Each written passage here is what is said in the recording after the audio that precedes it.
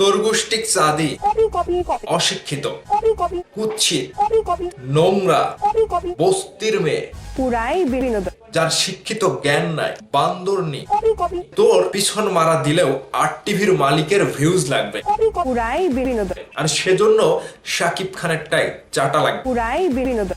শাকিব খানকে নিয়ে নোংরা নিউজ করার জন্য যখন অন্য কোনো মেয়ে রাজি হয়নি, তখন এই বস্তির মেয়েটা শাকিব খানকে নিয়ে নিউজ করতে রাজি হয়।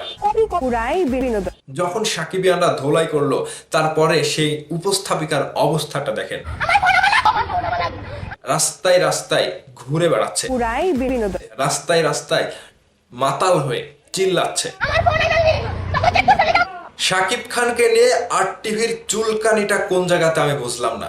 হঠাৎ করে শাকিব খানকে নিয়ে মেগা ধারাবাহিক সিরিয়াল বানানো, এই যে কপি কপি বলে চিল্লানো, মানে একে আর কিভাবে বলা যায়? যখন সাকিবিয়ানরা আর টিভির একটি নিউজকে কেন্দ্র করে প্রতিবাদ জানায়, শাকিব খানকে অপমান করে আর টিভির এই নিউজ প্রেজেন্টার, তখন পরবর্তীতে আবারও তারা মেগা ধারাবাহিক আরো একটি নিউজ করে ফেলে। আমি ভাবতে পারছি না যে ভক্তরা যখন, কন্টেন্ট ক্রিয়েটররা যখন একের পর এক প্রতিবাদ করে গিয়েছে, সেই প্রতিবাদের স্ক্রিনশটগুলা দিয়ে আর টিভির মতো একটা মেইন স্ট্রিম পর্যায়ের টিভি চ্যানেল আবারও কিভাবে একটা হাস্যকর নিউজ তৈরি করে। তো এরকম একটা অবস্থায় যখন আর টিভি পড়ে যায়, তারা জানে যে তোর পিছন মারা দিলেও আর টিভির মালিকের ভিউজ লাগবে, আর সেজন্য শাকিব খানেরটাই চাটা লাগবে। এরকমটা যখন আর টিভি করে বসে, এর আগে অনেক টিভি চ্যানেল শাকিব খানকে নিয়ে নোংরা ভাবে উপস্থাপন করেছে, দেশের একজন মেগাস্টার হিসেবে তাকে সম্মান দেয়নি, কিন্তু তার প্রতিবাদ হিসেবে সাকিবিয়ানরা চুপ থাকেনি, আজও চুপ থাকবে না। যখন এরকম একটা পর্যায়ে চলে যায় যে শাকিব খান ছাড়া তাদের ভিউজ ডাউন, ঠিক তখনই তারা এরকম পথটা অবলম্বন করে যে শাকিব খানকে একটু খোঁচা দেই, শাকিব খানের ভক্তরা একটু আমাকে নিয়ে নাড়াচাড়া করবে, আর আমি রাতারাতি ভাইরাল হয়ে যাব। কিন্তু ভাইরালের পরিণতিতে এই মেয়েটা যে এরকম হবে সেটা বুঝতে পারেনি। আর বস্তির মেয়েদের কথাবার্তা কেমন হয় এই মেয়েটাকে দেখে অবশ্যই আমরা বুঝতে পেরেছি। সাকিবিয়ানদের ধোলাই খাওয়ার পরে এই মেয়েটা যখন আবারও দাঁত কেলিয়ে হাসে, শাকিব খানকে নিয়ে কপি কপি করে চিল্লায়, তখন এই কপি পেস্টটা আমরাও দিতে চাই। তো এই যে ব্যাপারটা যখন উঠে আসে, তখন এই কপি কপি করে চিল্লানো কিংবা শাকিব খানকে নিয়ে বিভিন্ন রকম নোংরাভাবে নিউজ করা আর টিভির মতো একটা লজ্জাজনক ব্যাপার কোনো টিভি চ্যানেল আজ পর্যন্ত করেনি। শাকিব খানকে নিয়ে তাদের চুলকানিটা একটাই, শাকিব খান তাদের প্রযোজনা প্রতিষ্ঠান থেকে কিংবা আর টিভি থেকে আর কোনো সিনেমার সাইনিং করেনি, সেজন্য আর টিভি না খেয়ে গলা ফাটিয়ে চিল্লে চিল্লে শাকিব খানের পেছনে লেগেছে। আর শাকিব খানের পেছনে লাগলে সাকিবিয়ানরাও যে তাদের পেছন মারবে সেটা তারা বুঝতেই পারেনি।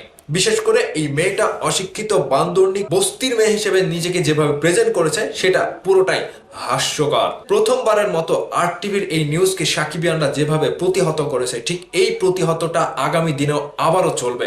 দেখেন, আবারও আমরা যে প্রতিবাদ করছি এগুলো নিয়েও আর টিভি আবার কখন বলে নিউজ করে বসবে, শাকিব খান কোথায় যায়, শাকিব খান কি খায়, শাকিব খান কোথায় বসে, শাকিব খান কি দিয়ে চাষে, সেটাও আর টিভি নিউজ করে ফেলবে।